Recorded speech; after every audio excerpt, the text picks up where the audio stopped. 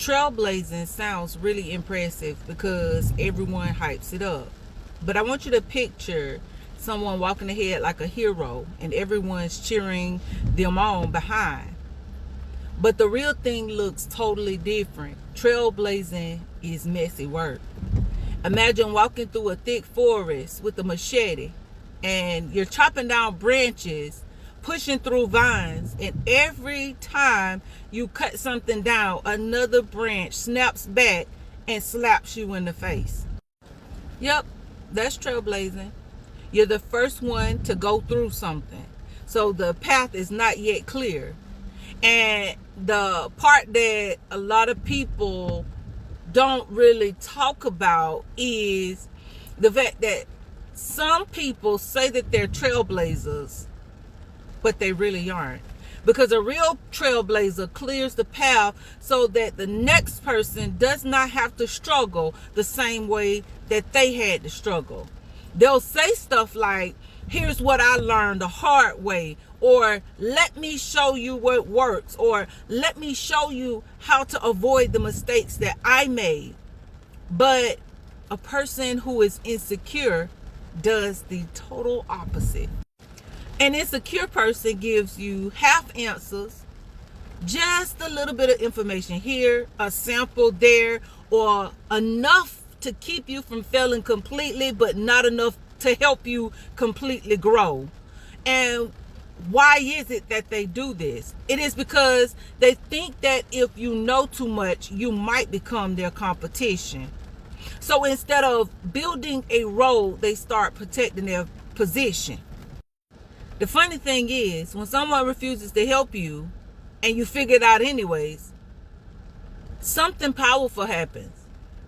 You stop being the one who follows the trail and become the one who starts cutting it. And someone who copies instructions knows the steps, but someone who had to build it from scratch understands the entire structure of the system.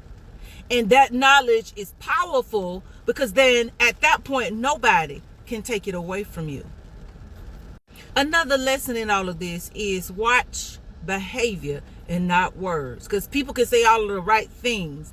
I support you. I'm here to help you. I'm your trailblazer. But actions tells the truth. Over time, patterns reveal who someone really is.